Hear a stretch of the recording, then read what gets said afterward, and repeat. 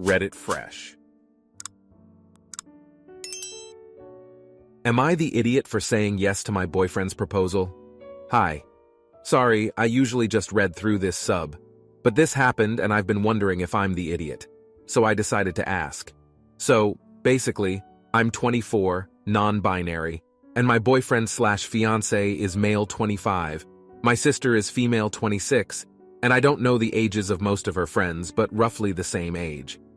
Now, my sister and my boyfriend/fiancé do not get along well. I don't really know what happened. I think my sister is just upset because she has issues with commitment, and she dated him at their high school.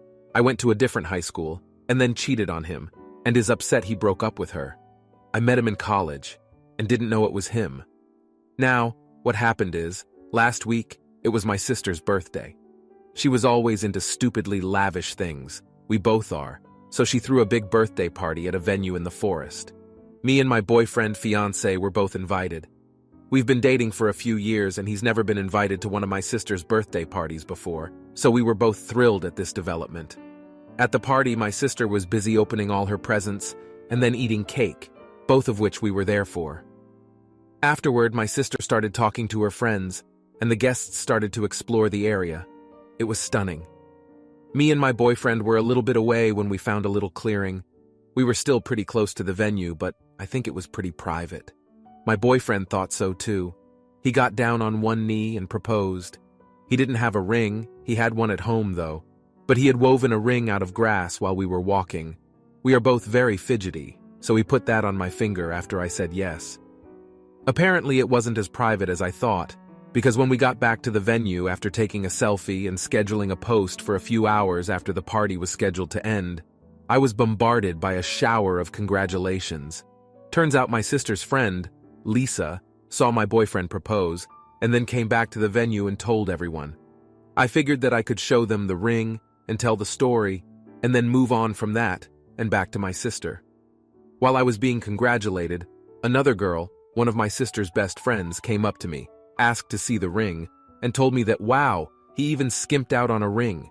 He couldn't plan his own proposal or get you a nice ring. I was upset because I wasn't even planning to tell anyone. If someone noticed the ring, I would tell them, but I wasn't going to announce it to the world or do it in public where everyone can see us. We left immediately afterwards, and my entire family has been blowing up my phone calling me an attention-seeking B-word, and that I shouldn't have done that to my sister. I'm worried I might be an idiot because it was my sister's birthday, and if I said no, maybe she wouldn't have been upset about my boyfriend proposing. Update. Hey guys, I'll probably do a more complete update later, but scrolling through your posts kind of awakened something in me. I've never been good with people, undiagnosed autism, so it didn't occur to me that my BF might have been lying about my sister. I told him that I was going to be thinking about some things, gave him back the ring, and called a friend we both knew in high school. He said that apparently my BF was lying. See, I was in a student exchange program when they were dating, so I never knew what happened since the drama died down before I got back. But apparently my BF not only lied about my sister cheating, but also lied about why they stopped getting along. Yeah, apparently not only did my sister not cheat, the reason they broke up is because my BF did. Cheat, that is. With his brother. At least that's what the rumors that went around said. Neither of them shared. And then tried to sleep with my sister, which is why she got cold around him again. She didn't tell me because she didn't want to ruin my happiness. So as far as I can tell, he might have proposed to me as a twisted revenge scheme of some kind. I'm thinking about it all over. I will make another update post later when I've figured all the pieces out. You're the idiot. But mostly your fiancé is. Especially since he dated your sister in high school. Even though we don't know how serious. Maybe her first. It was her birthday party. And also sorry, but you say you don't know why they don't get along. Because they have a past together of them dating and how I understood it her cheating on him? You're the idiot. Obviously. I'm more concerned about your BF. Does he still have a thing for her? He knew she was your sister and he was the one to propose on her birthday. Did he initially date you to get back at her? Did he propose on her birthday to get back at her? He could have shown any other day, but picked the first chance he had to mess with her. Why? Now for the next story. Am I the idiot for ruining my entitled neighbor's garden? Last year, one of my female 40 partners, male 47, relatives first got very sick and then died. While he was in hospital for several months, we regularly dropped by to look after his house, fix the garden, and make sure nothing was amiss and such. Now, one of the neighbors is a real consolation prize. As she does not like to garden, she had the garden, front and back, of the property she has rented filled up with rocks.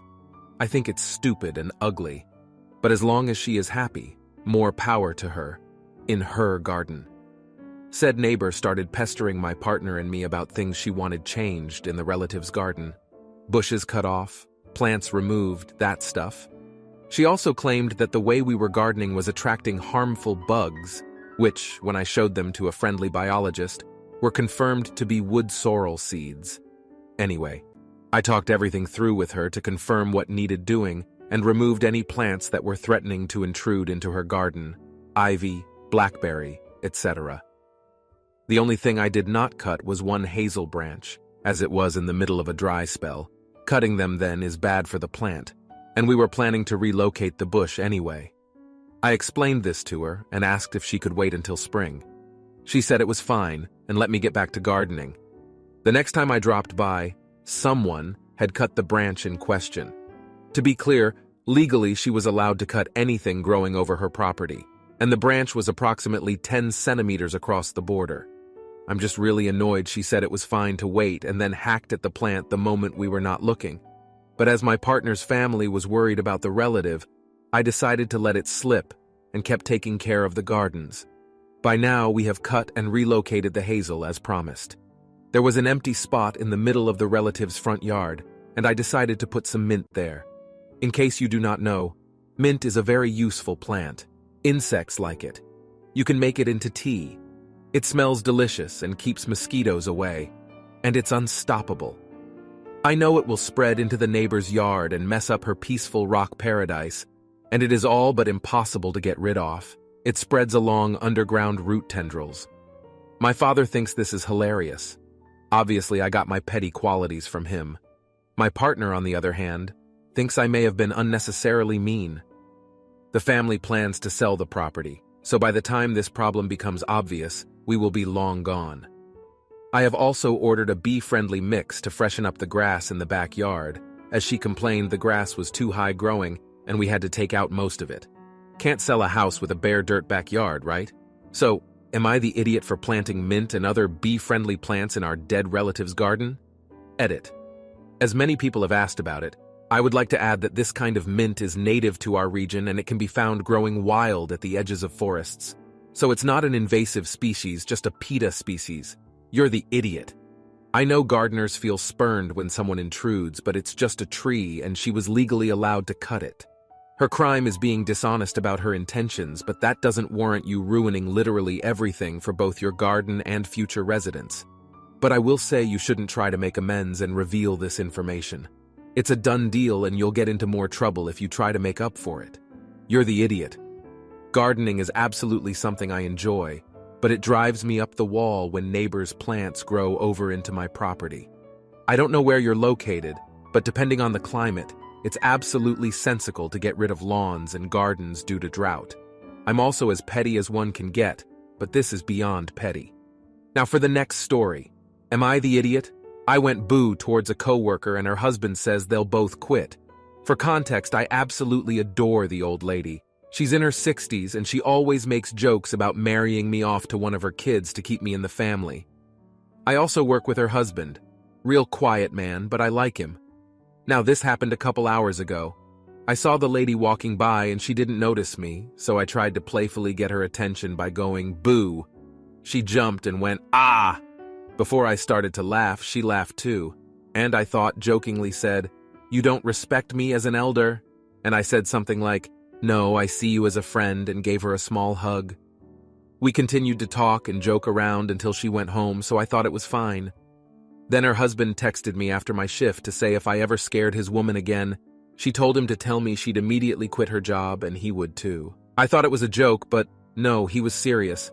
I apologized, but I think that was super harsh for horsing around. Am I the idiot? Edit. I don't particularly care if I'm the AH anymore. I talked directly with a work senior to see what I can do about apologizing and possibly leaving my apprenticeship at the community center, and they said both my friend and her husband have been looking for a reason to quit for some time now as they don't like their salary. I don't like knowing I'm being used by PPL who said they wished I was their son.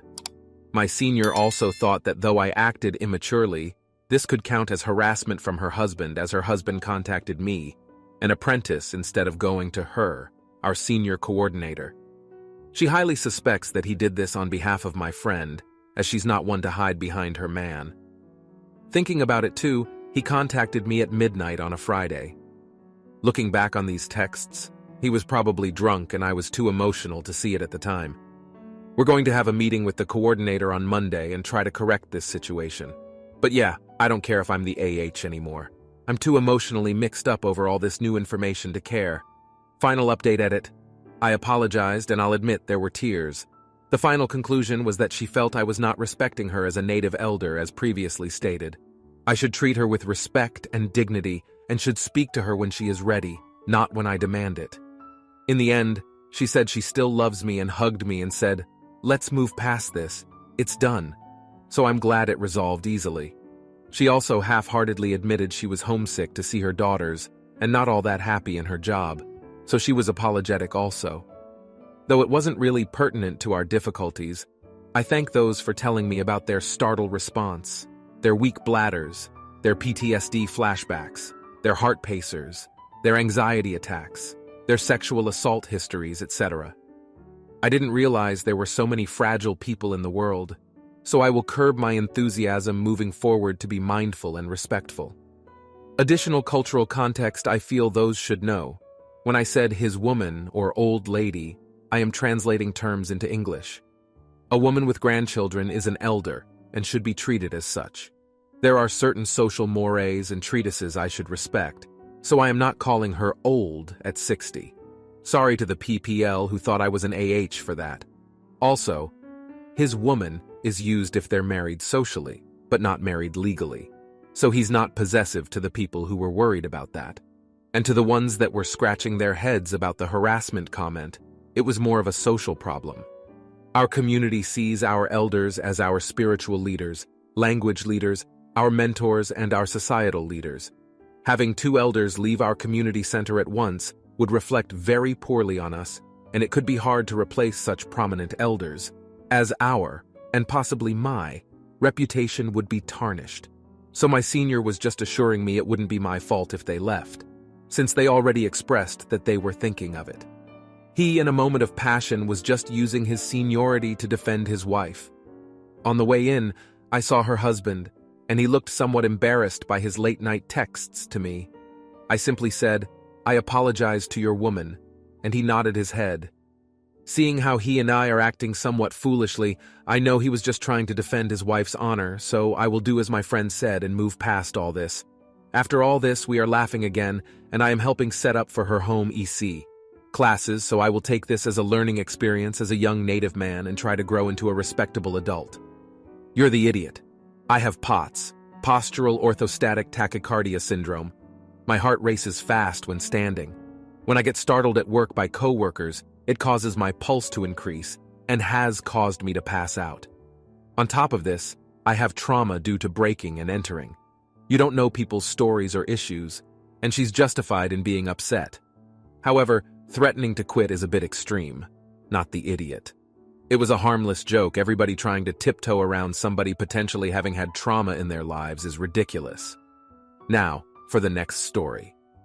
Am I the idiot for complimenting a group of female students on their work? I, male 37, work for a small tech company. My local university has a partnership with our company and invited some of us to judge a game jam competition where students have 3 days to make a small game in groups. I was one of the judges.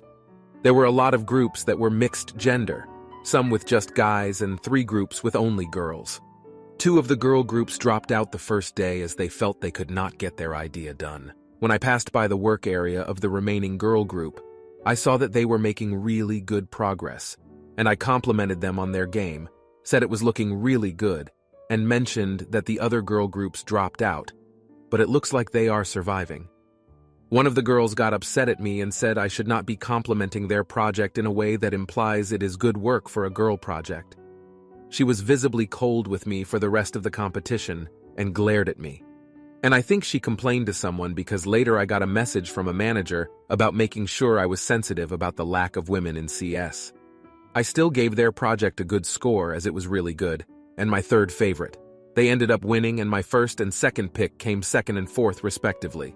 Am I the idiot for complimenting their project? Edit. Okay, I get the point. I will be more careful next time and I kind of get it.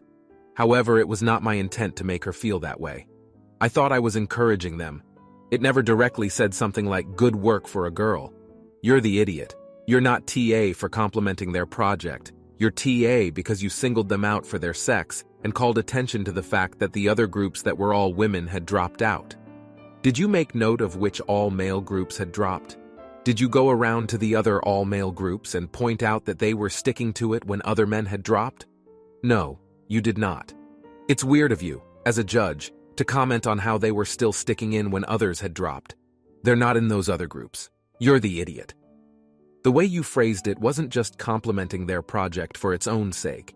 It was attached with an implicit caveat that they should be particularly proud because the two other all-girl groups had dropped out.